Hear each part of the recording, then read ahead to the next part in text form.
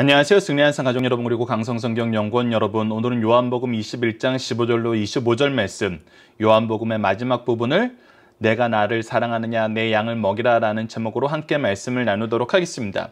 우리는 오늘까지 포함해서 총 84번에 걸쳐서 요한복음 말씀을 살펴보았습니다. 이 요한복음 말씀을 통해서 나타나신 예수님이 누구신지, 예수님께서 이 땅에 오셔서 하시는 일, 즉 하나님께 영광 돌리라 하시는 그 내용이 무엇인지는 우리가 분명히 확인할 수 있었습니다. 바로 예수 그리스도를 믿어 생명을 얻게 하는 그 일이 하나님이 영광 받으시는 일이고, 이 일을 이루시는 예수님이 또 영광 받으심을 우리에게 가르쳐 주면서 우리가 예수님 안에서 영광 속에서 사는 방법, 영광의 은혜 안에서, 영광의 충만함 속에서 우리가 승리하는 삶을 산다는 것은 바로 하나님이 기뻐하시고 예수님께서 성취하신 영혼 구원하는 일임을 우리에게 가르쳐 주고 있습니다. 오늘 본문 말씀은 그 내용을 다시 한번 우리에게 강조해 주고 있습니다. 확인해 주고 있습니다. 이 말씀을 통해서 우리가 앞으로 어떠한 삶을 살아야 되는지, 우리 삶 속에서 가장 중요한 게 무엇인지 다시 한번 말씀을 통하여 조망하는 시간을 갖도록 하겠습니다. 자, 15절 말씀입니다. 15절에서는 지난 시간 말씀에서 연결됩니다. 예수님의 부활의 영광을 맛보고 난 다음에도 제자들은 갈릴리로 물고기를 잡으러 갔습니다. 물고기를 잡으러 가는 것은 우리가 지난 시간 나눴던 것처럼 현실적인 문제도 있고 인간적으로는 가장 좋은 선택일 수 있습니다. 그러나 거기에서 빠졌던 것이 무엇이었냐면 바로 예수 그리스도셨습니다. 그리고 예수 그리스도께서는 예수 그리스도를 통해서 변화되게 되는 새 생명의 역사를 선언하시고, 이제 베드로를 통해서 그것을 더욱더 구체화시켜 주십니다. 15절 말씀을 봅시다. 그들이 조반을 먹은 후에 예수께서 시몬 베드로에게 이르시되 요한의 아들 시몬아, 내가 이 사람들보다 나를 더 사랑하느냐 하시니? 라고 질문하십니다. 자, 우리가 이 내용들을 좀 이따 본문 다지기에서, 본문 묵상하기에서, 본문 다지기에서 다시 한번 살펴볼 것인데, 이 세 가지 질문의 차이를 우리가 우선 보는 것이 중요합니다. 자, 15, 16, 17절에 나와 있는 세 가지 질문을 봅시다. 첫 번째 15절에서는 요한의 아들 시몬아, 내가 이 사람보다 나를 더 사랑하느냐라고 물으십니다. 두 번째는 요한의 아들 시몬아, 내가 나를 사랑하느냐고 물었습니다. 그리고 세 번째는 요한의 아들 시몬아, 내가 나를 사랑하느냐. 동일해 보이지만, 자, 세 질문은 전부 차이가 있습니다. 첫 번째 질문과 두 번째 질문에서는 그 차이가 분명히 드러나죠. 내가 이 사람들보다, 다른 제자들보다 네가 나를 더 사랑하는 거 맞니? 더 사랑하니? 라고 물어보는 것입니다. 그리고 두 번째에서 요한의 아들 시몬아, 내가 사랑하느냐라고 했을 때 이 첫 번째 사랑과 두 번째 사랑은 하나님의 절대적인 사랑, 아낌없이 주는 사랑, 신적인 사랑, 그 사랑을 표현하는 아가페로 표현이 되어 있습니다. 그리고 세 번째 요한의 아들 시몬아, 내가 나를 사랑하느냐 할 때는 바로 필레오, 우리가 가질 수 있는 정말 인간적인 사랑, 우리가 표현할 수, 신적인 사랑이 아닌 인간적인 그런 제한된 사랑, 우리가 할 수 있는 최선이지만 하나님의 사랑하고는 비교가 안 되는 바로 그런 사랑에서 이 필레오란 단어를 썼습니다. 그래서 첫 번째, 두 번째, 세 번째 질문이 분명히 차이가 있습니다. 이 세 가지 차이가 무엇에 의해서 드러나는지를 우리가 베드로의 대답을 통해서 확인해 보도록 하겠습니다. 그리고 이 질문을 하신 목적이 무엇인지를 우리가 아는 것이, 이 목적이 엄밀히 말하면 가장 중요합니다. 한 예수님께서는 베드로를 세우시고 제자들을 세우시고 예수 그리스도의 일꾼으로, 복음의 일꾼으로, 고수사의 능력 있는 일꾼으로 세우셨습니다. 그러나 그는 여전히 연약한 상태였고 모자른 상태였습니다. 그리고 앞으로도 연약하고 모자른 것은 계속됩니다. 그러나 그를 들어서 쓰시는 하나님의 역사, 능력의 역사가 분명히 오늘 본문 말씀을 통해서 선포되고 우리들에게 계승됨을 보여줍니다. 자, 이제 한 문장, 한 절 한 절씩 보면서 이 질문의 의미와 이 질문의 목적을 보도록 하겠습니다. 자, 15절입니다. 요한의 아들 시몬아, 내가 이 사람보다 나를 더 사랑하느냐라고 얘기합니다. 이 얘기는 뭐냐면 베드로가 평상시에 항상 하던 얘기입니다. 내가 주님을 가장 사랑합니다. 저는 주님을 위해서는 기꺼이 죽을 수도 있습니다. 계속해서 이렇게 얘기하고 자기의 사랑의 놀라움을, 자기의 사랑의 큼을, 자기의 사랑의 확실함을 계속해서 강조하면서 얘기하던 베드로였어요. 그러나 예수님께서 미리 예고하셨던 것처럼 베드로는 어떤 삶을 직면하게 됩니까? 가장 예수님에게 불경한, 예수님을 저주하면서 부인하던 그런 것이 베드로의 삶에서 나타납니다. 즉, 이 얘기는 무엇이냐면 내가 무엇인가 할 수 있다고 자신하고 할 수 있는 것은 거의 없다는 것을 베드로는 이미 경험했습니다. 거의 없는 것이 아니라 사실은 없습니다. 내 힘으로 할 수 있다고 생각하고 내 능력으로 할 수 있다고 생각하고 내 의지로 할 수 있다고 했던 것은 항상 더 큰 위험과 더 큰 어려움이 직면하게 되면 무너질 수밖에 없습니다. 우리의 의지는 무너질 수밖에 없고 우리의 능력은 이 상황을 헤쳐나갈 수가 없습니다. 지금 베드로에게 다시 한번 질문합니다. 네가 과연 네 의지로, 네 능력으로, 네 생각 안에서 이 일을 할 수 있다고 생각하느냐? 했을 때 베드로는 예수님을 만나고 완전히 변해버렸습니다.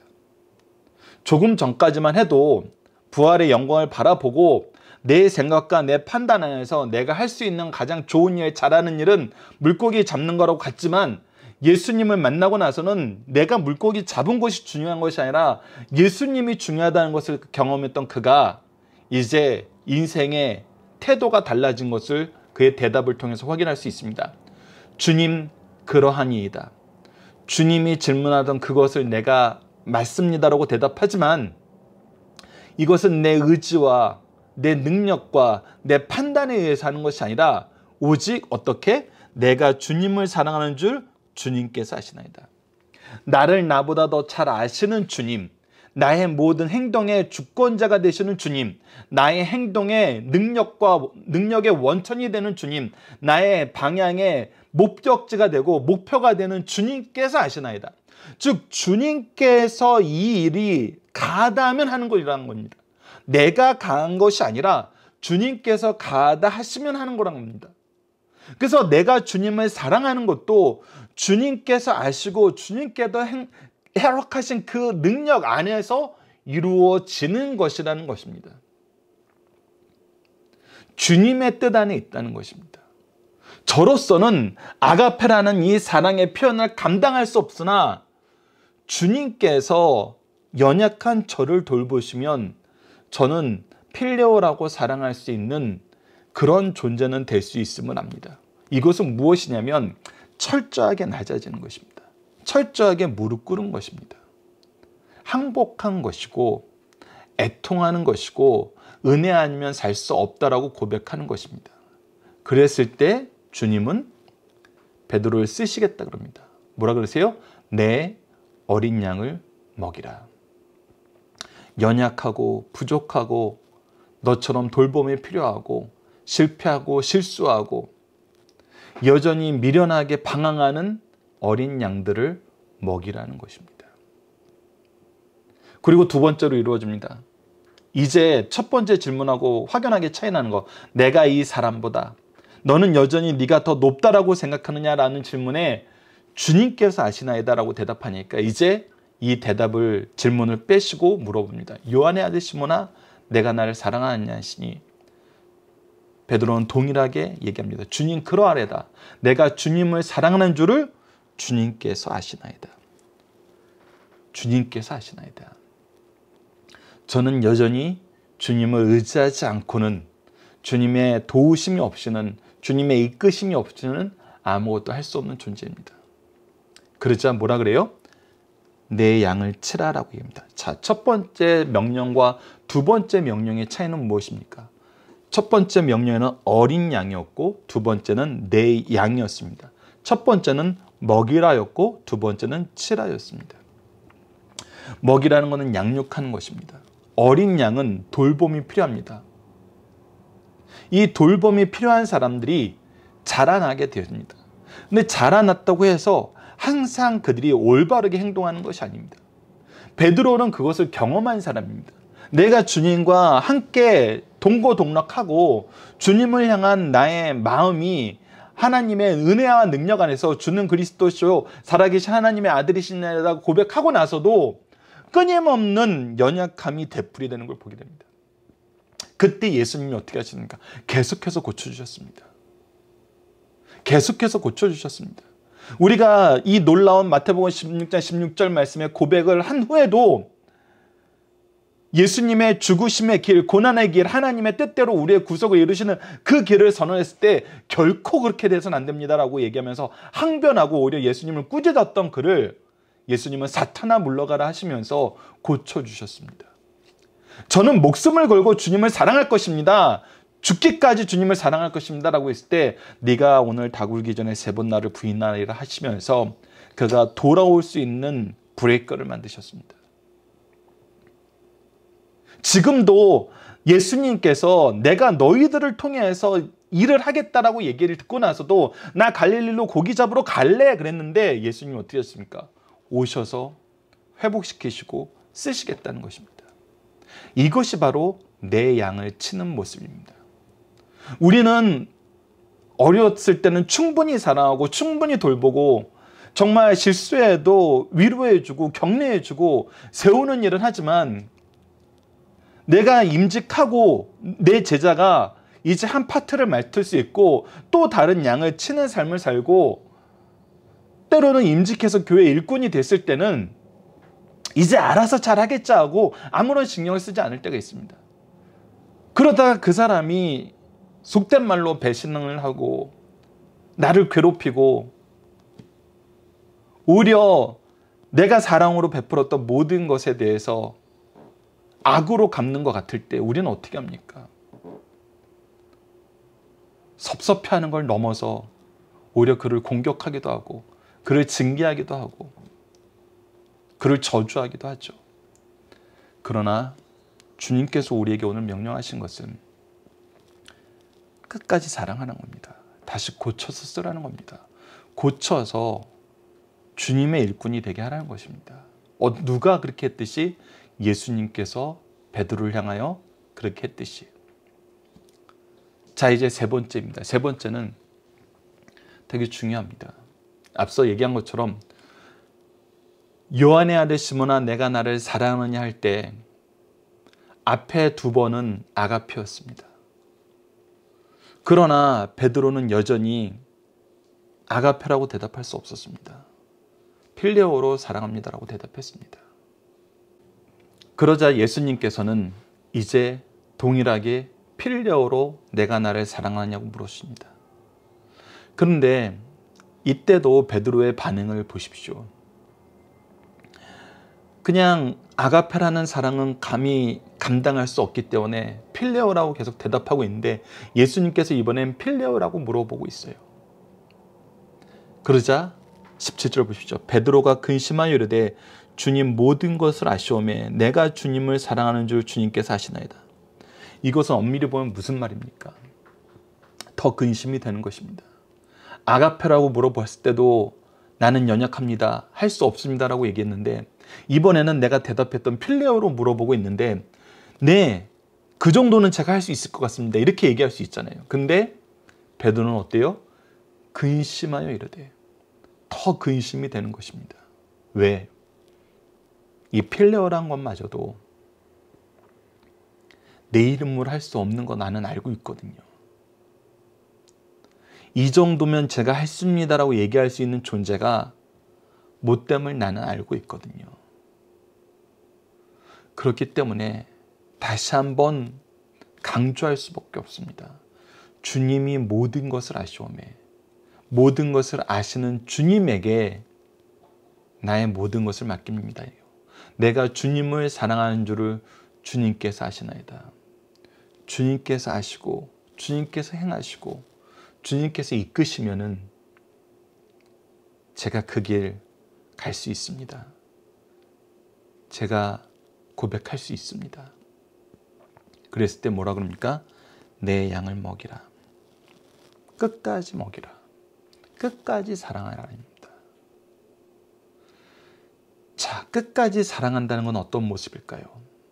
그것이 이제 19절과 22절 이 사이의 말씀에 나옵니다. 자, 18절에 그래서 예수님이 선언하시는 것이 있습니다.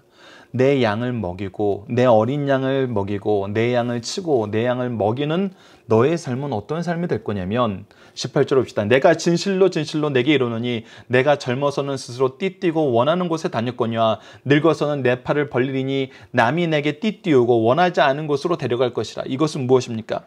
네가 지금은 어렸을 때는 아직 믿음이 연약할 때는 네가 원하는 대로 하고 네가 원하는 일 안에서 능력을 발휘할 수 있지만 마지막에는 어떻게 되냐면 네가 원하는 곳으로 가는 것이 아니라 누군가가 너를 붙잡고 이끄는 곳으로 가게 될 것이라는 거예요. 이 말씀에 대한 사도 요한의 해설이 바로 19절인데 이 말씀을 하시면 베드로가 어떤 죽음으로 하나님께 영광 돌릴 것을 가르치십니다. 자, 이것이 무엇입니까? 우리가 베드로의 죽음이 무엇입니까? 베드로는 순교를 했습니다. 우리가 이 고대 전승들에 대해서 봤던 것처럼 그가 십자가에 달려 죽게 되는데 예수님처럼 예수님의 영광스러운 십자가를 내가 이 십자가에 죽는 것마저도 예수님의 뒤를 따르는 거라고 생각했고 이것은 내가 감당할 수 없는 영광이라고 생각해서 오히려 거꾸로 십자가를 졌다라는 그런 전승이 있는 것처럼 근데 그 전승이 중요한 것이 아니라 이 안에 나타나는 말씀의 내용이 무엇이냐면 네가 가는 그 길은 내 양을 먹이라는 이 말씀 안에서 이 사명에 붙들려서 양들을 먹이는 길로 가게 될 것이라는 거예요. 내 의지로 가는 것이 아니라 이끄심 안에서 살게 될 거라는 겁니다. 이끄심 안에서 네가 마지막을 맞이하게 될 거라는 거예요. 그리고 나서 뭐라고 얘기하냐면 베드로에게 이르시되 나를 따르라. 나를 따르라. 즉 내 어린 양을 먹이고 내 양을 치고 내 양을 먹이는 이 삶은 결국 무엇하는 삶이냐면 주님을 따르는 삶이라는 거예요. 주님과 함께하는 삶이라는 거예요. 주님의 길을 가는 삶이라는 거예요. 주님의 삶의 목적과 동일한 삶을 사는 거란 것입니다. 이것이 우리를 부르신 목적이라는 거예요. 베드로를 부르신 목적이며 우리를 부르신 목적이라는 것입니다. 그러면서 동시에 베드로의 연약함이 또 나타납니다. 이 정말 복음서가 우리에게 주는 은혜는 정말 이 부분이 너무나 큽니다. 이 명령을 받으면 이제 이 명령 안에서 철저하게 무릎 꿇었음에도 불구하고 베드로의 마음에 여전히 남아있는 것이 있습니다. 그것이 무엇인지 20절을 봅시다. 베드로가 돌이켜 예수께서 사랑하시는 그 제자가 따르는 것을 보니 그는 만찬석에서 예수의 품에 의지하여 주님을 파는 자가 누구오니까 묻던 자라. 이에 베드로가 그를 보고 여짜오되 주님 이 사람은 어떻게 됐습니까? 저는 이렇게 예수님께서 정말 철저하게 순종을 요구하시고 철저하게 순종을 고백하고 예수 그리스도의 은혜가 아니면 내가 아무것도 할 수 없는 사람임을 고백했지만 저처럼 예수님을 사랑하고 저처럼 예수님을 따르던 이 사람은요, 이 사람에게는 어떻게 얘기하시겠어요? 제가 이제 아무것도 할 수 없는 주님께 붙잡힌 삶을 살 거라고 얘기했는데 이 사람은 어떻게 되겠어요? 이 사람은 어떻게 됐습니까? 라는 의미에 대해서 22절 예수님께서 얘기합니다. 이 질문의 의도가 무엇인지 알고 얘기하시는 거예요. 예수께서 이르실 때 내가 올 때까지 그를 머물게 하고자 할지라도, 즉 이 얘기는 뭐냐면 너는 이제 내가 나의 길을 가다가 네가 어떻게 죽을 것인가를 미리 얘기한 거라는 걸 분명히 사도 요한이 설명을 해줬어요. 그래서 너의 길이 결코 순탄한 길이 아니라는 걸 가르쳐 준 거예요. 힘든 길임을 가르쳐 준 거예요. 그러나 그 길 안에서 그리스도가 함께할 것을 선언하시고 마지막 때까지 그리스도의 은혜와 능력이 너와 함께할 것이라는 걸 선언했는데 이것이 지금 나한테 부담이 되는 거예요. 그리고 이 부담이 옆에 있는 사람과 비교가 되는 겁니다. 이게 우리가 보통 보여주는 연약함이에요. 이런 연약함 우리에게 있잖아요. 하나님이 나를 귀히 쓰시고 나를 선택하시고 하나님의 일에 나를 부르실 때 내가 감사하지만 그 길이 나에게 고난의 길이고 힘든 길이고 어려운 길임을 내가 알기 때문에, 왜? 예수께서 그 길을 가셨기 때문에 나로 하여금 그 길을 따르라 했을 때는 이것이 나에게 어려운 일임을 알아요. 그랬을 때 이 길을 안 가고 더 편하게 살 수 있는 방법이 있는 거 아니야? 아니면 그 옆에 있는 사람은, 옆에 있는 사람에게 그 얘기 안 하는 것은 옆에 있는 사람은 또 이렇게 안 살아도 되는 거 아니야? 비교의식이 생기는 것이죠. 그런데 주님께서는 분명히 아닙니다. 그를 머물게 할지라도, 이거 중요한 게 아닙니다. 그를 머물게 할지라도 이 부분은 중요한 게, 중요한 건 뭐냐면 내게 무슨 상관이냐. 내게 무슨 상관이냐. 너는 너의 삶의 내용과 목적과 능력이 누구에서 나오는 거예요? 주님으로부터 나오는 거예요. 주님으로부터 나오기 때문에 무엇을 해라? 너는 나를 따르라. 너는 나를 따라. 다른 사람이 다 버리더라도 너는 나를 따르는 것이 능력의 길이고 승리의 길이고 영광의 길임을 이미 알고 고백하고 있는데, 다른 사람에 대해서 질문하고 다른 사람과 비교하는 것이 무슨 의미가 있겠느냐는 거예요. 그리고 나서 이 말을 듣고 또 비교하는 사람이 생겨요. 잘못 해석하는 사람들이 생겼어요. 그래서 사도 요한이 이 부분에 대해서 보충 설명을 또 해줍니다. 23절을 보시죠. 이 말씀이 형제들에게 나가서 그 제자는 죽지 아니하겠다 하였으나, 그러니까 이것이 지금 예수님의 원사도 7명이 들었던 내용이에요. 근데 이 7명이 들었던 내용을 또 잘못 해석해서 잘못 전달되고 있는 거예요.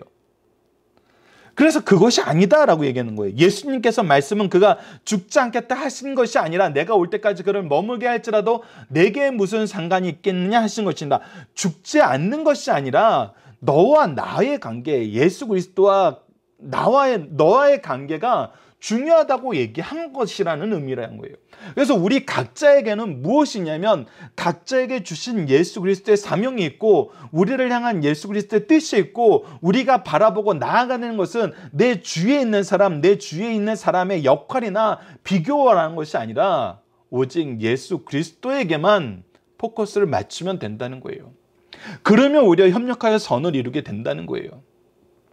남이 무엇을 받았는지, 남이 무엇을 하든지, 남이 무엇을 생각하든지 그것이 중요한 것이 아니라 나를 향한 예수 그리스도의 삶, 나를 향한 예수 그리스도의 뜻, 내가 예수 그리스도를 인정하는 그 삶의 모습이 중요하다는 거예요. 그래서 문제 해결은 항상 예수 그리스도에게 있고 예수 그리스도와의 관계에 있고 예수 그리스도께서 우리에게 주신 사명 안에 있다는 거예요. 이 모든 것을 조화롭게 이루어서 하나 되게 하시는 것은 삼위일체 하나님의 역사라는 거예요. 그래서 사실 우리 부모가 가장 신경 써야 되는 부분은 무엇이냐면 각자의 개인이 예수 그리스도를 따르냐는 거예요. 그래서 전체 말씀이 결국 그것을 얘기하는 것입니다. 그리스도의 명령, 그리스도를 따름, 이것이 우리의 삶에 어떻게 자리 잡고 있냐는 거예요. 예수님은 지금 베드로에게 그것을 계속 얘기해주고 그것을 계속 체크해주고 그 안에 살 것을 얘기해주고 있어요. 그것이 우리가 자녀와 제자를 양육하는 바른 모습이란 겁니다. 그리고 사도들은 이 길을 가요.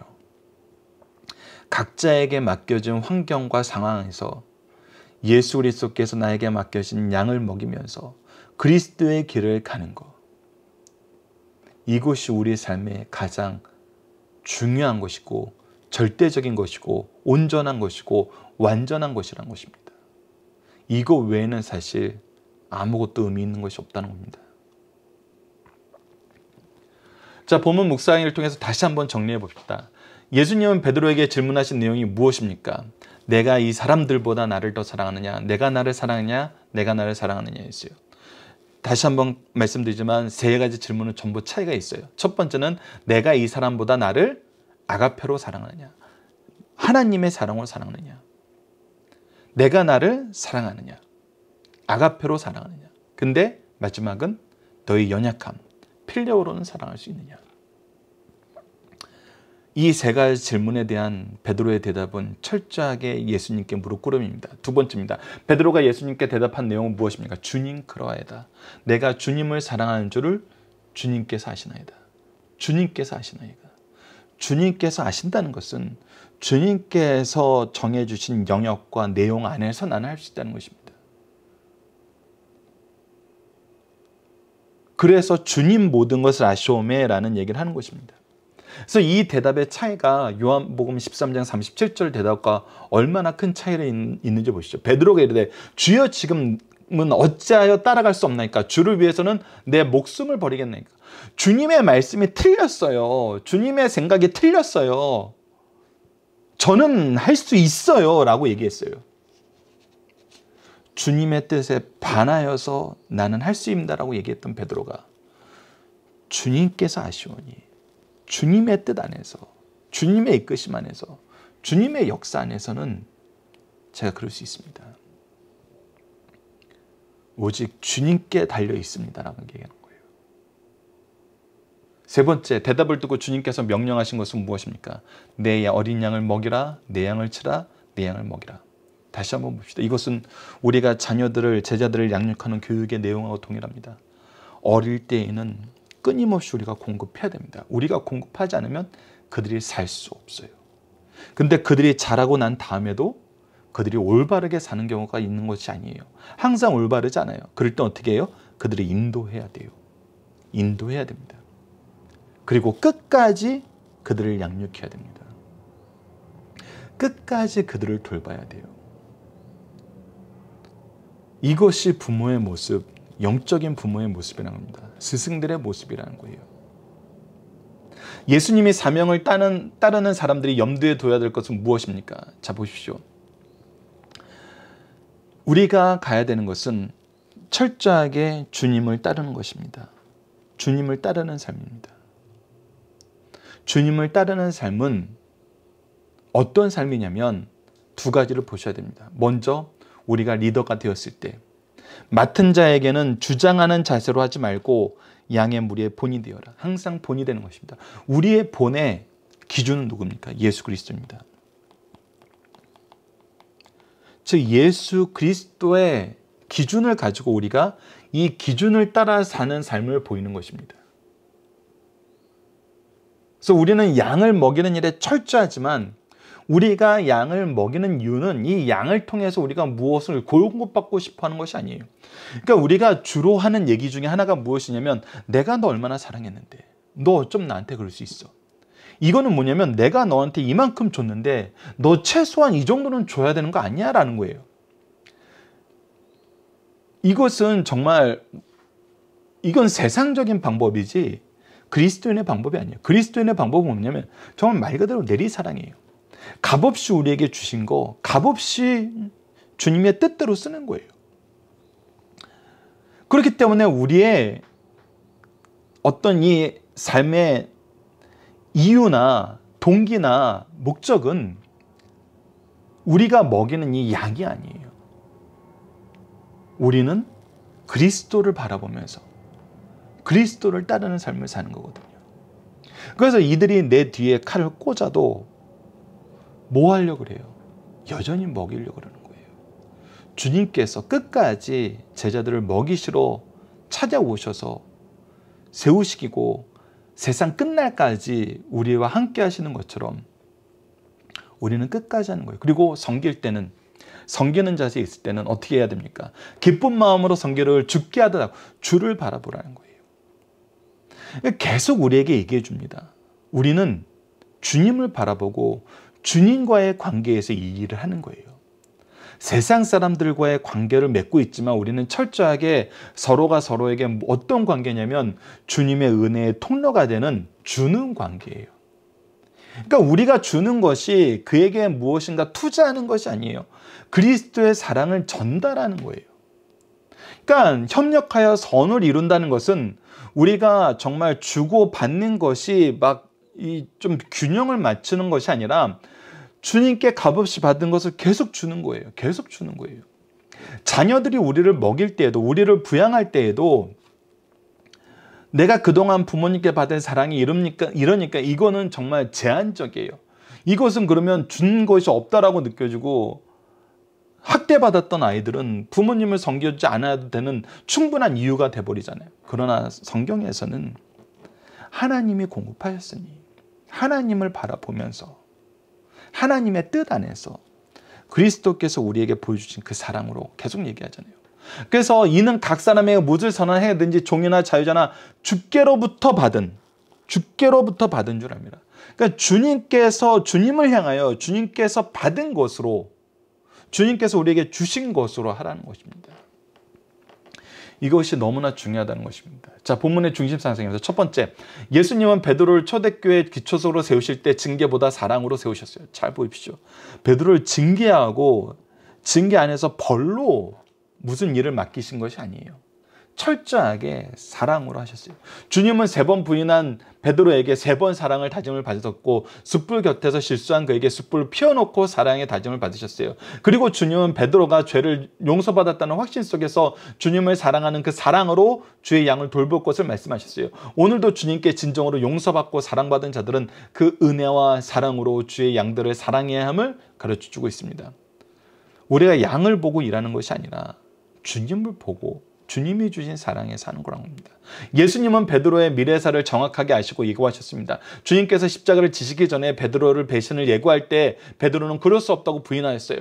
조금 전에 말씀을 상고했던 그 내용이 13장 말씀. 순교를 예고할 때 그는 받아들였어요. 주께서 본문에서 예고한 대로 베드로는 순교하였고 요한은 백세 전으로 장수하면서 자기 사명을 잘 감당했습니다. 예수님께서 요한 사도에게 내가 올 때까지 그를 머물게 하고자 할지라도 라고 하신 말씀은 요한이 재림 때까지 죽지 않는다는 말씀이 아니라 베드로에게 요한에 대한 나의 배려는 생각하지 말고 나와 약속한 내 사명을 바르게 지키라고 말씀하시는 거예요.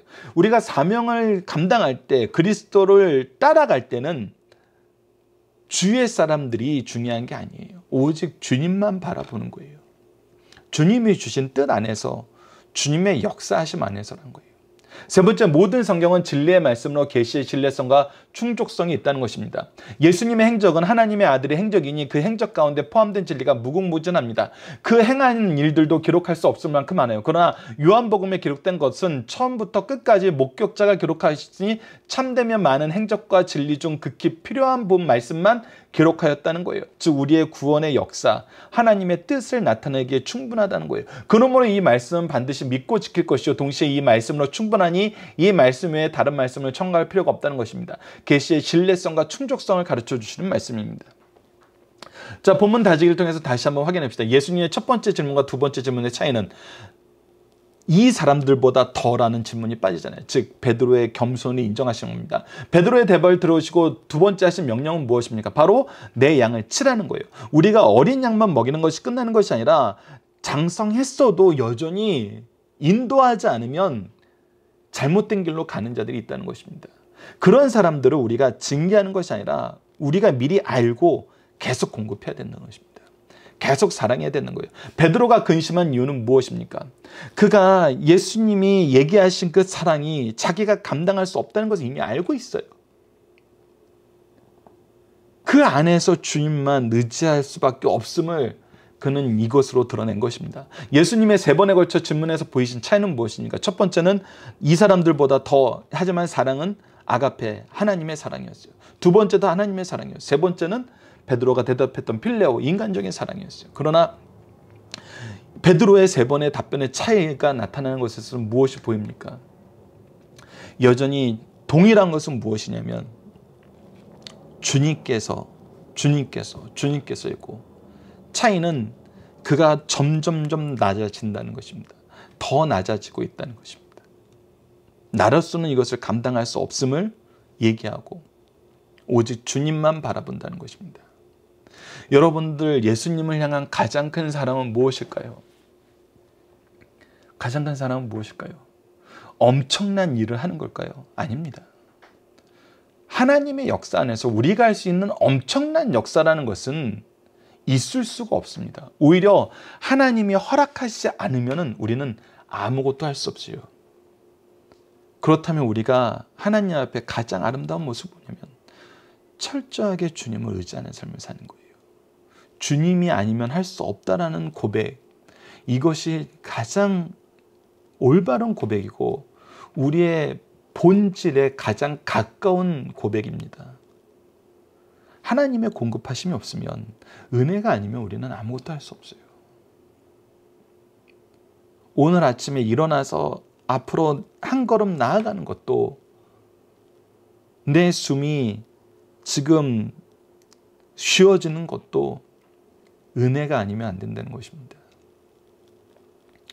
은혜 안에서 사는 자, 은혜가 아니면 살 수 없다는 고백 안에서 사는 자, 이 고백이 오늘 예수님이 베드로에게 이끌어낸 고백이고 이것이 가장 큰 고백이라는 겁니다. 자, 그래서 가정과 교회에서 절대 포기할 수 없는 것은 무엇입니까? 우리 자녀입니다. 우리에게 맡겨진 영혼입니다. 예수님이 이 영혼을 얼마나 소중하게 여기시고 하나님의 뜻 안에서 이것이 얼마나 중요한지를 가르쳐 주는 게 어제 미리 예고해 드렸던 대로 요한복음에 나타나는 I am이라고 얘기하시면서 예수 그리스도를 계시한 7가지입니다. 자, 7가지의 특징이 있습니다. 자, 보십시오. 첫 번째가 이제 나는 생명의 떡이다. 두 번째가 나는 세상의 빛이다. 나는 양의 문이다. 나는 선한 목자다. 나는 부활이요 생명이다. 나는 곧 길이요 진리요 생명이다. 나는 참 포도나무다. 이 내용 안에 동일한 것이 있습니다. 자, 본문 말씀을 통해서 확인하도록 하겠습니다. 이 나는 생명의 떡이란 것도 이 생명의 떡을 얘기하신 이유가 뭐냐는 거예요. 예수께서 이르시되 나는 생명의 떡이니 내게 오는 자는 결코 줄이지 아니할 터이요 나를 믿는 자는 영원히 목마르지 결코 줄이지 않고 영원히 목마르지 않는다는 이 얘기를 하신 이유에 대해서 47절, 48절에서 이제 계속해서 설명해 주고 있습니다. 진실로 진실로 너희에게 이르노니 믿는 자는 영생을 가졌으니 내가 곧 생명의 떡이니라. 이 생명의 떡을 통해서 무엇이 있다는 거예요? 영생이 있다는 거예요. 우리가 살 수 있다는 거예요. 나는 하늘에서 내려오는 살아있는 떡이니 사람이 이 떡을 먹으면 영생하리라. 내가 줄 떡은 곧 세상의 생명을 위한 내 살이니라 하시니라. 즉 이것이 없으면 생명이 없다는 거예요. 나는 세상의 빛이라 라고 얘기할 때도 동일합니다. 예수께서 또 말씀하실 때 나는 세상의 빛이니 나를 따르는 자는 어둠에 다니지 않고 생명의 빛을 얻으리라. 이것이 생명이라는 거예요. 양의 문도 마찬가지예요. 그러므로 예수께서 다시 이르되 내가 진실로 진실로 너희에게 말하니 나는 양의 문이라. 내가 문이니 누구든지 나로 말미암지 않고는 구원을 받고 들어가면 구원을 받고 즉 생명은 구원이라는 거예요. 이 구원의 역사가 예수 그리스도를 제외하고는 있을 수가 없다는 거예요. 그리고 예수 그리스도께서 이 구원의 역사, 생명의 역사를 주시기 위해서 어떻게 하셨다는 거예요? 나는 선한 목자다라는 것을 통해서 얘기해 주고 있어요. 나는 선한 목자라. 선한 목자는 양들을 위하여 목숨을 버리거니와 나는 선한 목자라. 나는 내 양을 알고 양도 나를 아는 것이 라고 얘기하면서 목숨을 버리고 우리가 떨어질 수 없는 관계 속에 있게 된다는 거예요. 나는 부활이요 생명이다 라고 하면서 이것을 더욱더 능력 있게 얘기하고 계시죠. 25절에서 26절입니다. 요한복음 21장 예수께서 이르되 나는 부활이요 생명이니 나를 믿는 자는 죽어도 살겠고 물은 나를 살아서 믿는 자는 영원히 죽지 않으니 그 생명, 이 부활의 역사를 통해서 우리가 영생을 얻게 되는 이것이 바로 예수 그리스도께서 우리에게 주신 삶의 모습이고 이것이 예수님을 알아야 되는 일이란 것입니다. 그리고 나는 곧 길이요 진리요 생명이다라고 해서도 동일하게 얘기합니다. 예수께서 이르되 내가 곧 길이요 진리요 생명이 나로 말미암지 않고는 아버지께로 올 자가 없느니라. 즉 우리가 아버지와 하나가 되는 거, 아버지의 백성이 되는 거, 영생을 얻게 되는 거, 천국 시민이 되는 거 오직 예수 그리스도를 통해서 이루어지는 것이기 때문에 예수 그리스도를 이 땅에 보내셨다는 거예요. 그리고 이 안에서 우리가 어떻게 된다는 것입니까? 이 안에서 하나님이 기뻐하시는 영광, 열매를 맺게 된다는 것입니다. 보십시오. 나는 참 포도나무니라. 나는 참 포도나무요 내 아버지는 농부라. 나는 포도나무요 너희는 가지라. 그가 내 안에 내가 그 안에 거하며 사람이 열매를 많이 맺나니 나를 떠나서는 너희가 아무것도 할 수 없습니다. 나를 떠나서는 너희가 아무것도 할 수 없고 내 안에서 열매 맺는 이 역사는 바로 예수 그리스도를 바로 고백하고 인정하고 의지하면서 그만 바라보고 사는 삶이라는 거 오늘 본문 말씀에서 다시 한번 얘기해주고 이 열매가 무엇이면 우리에게 분명히 얘기해줍니다. 열매는 예수 그리스도의 양들입니다. 우리에게 맡겨진 영혼들이란 거예요. 그래서 우리는 절대 포기할 수 없어요. 예수 그리스도의 생명의 역사를 우리가 실천한다는 것은 우리에게 맡긴 한 영혼 한 영혼을 우리에게 주신 사명으로 알고 우리가 사랑해야 될 대상으로 알고 예수 그리스도의 사랑으로 사랑하는 이 삶을 사는 것입니다. 이번 주 공동 기도 제목은 주님의 일꾼이 되어서 생명을 살리는 복음의 사명을 감당하는 교회와 가정이 되게 하여 주소서입니다. 오늘 본문 말씀을 통해서는 우리를 양육하신 주님의 사랑을 본받아 우리가 가정과 교회에서 사랑하는 것, 양육하는 것, 새롭게 하는 것을 통해 우리에게 맡기신 영혼을 포기하지 않도록 인도하여 주소서. 반드시 새롭게 하시는 성령의 역사를 통해 열매 맺는 삶을 살게 해주소서 기도하는 우리 승리한상 가족 여러분들, 강성성경연구원 여러분을 되게 기도합니다. 그동안 요한복음 말씀을 통해서 여러분들이 묵상하고 기도했던 모든 내용들이 주님의 뜻 안에서 응답받고 열매 맺기를 기도합니다. 감사합니다.